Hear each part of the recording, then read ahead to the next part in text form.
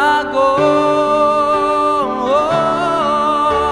Maghihintay na lamang ba ang puso kong nangangamba sa iyong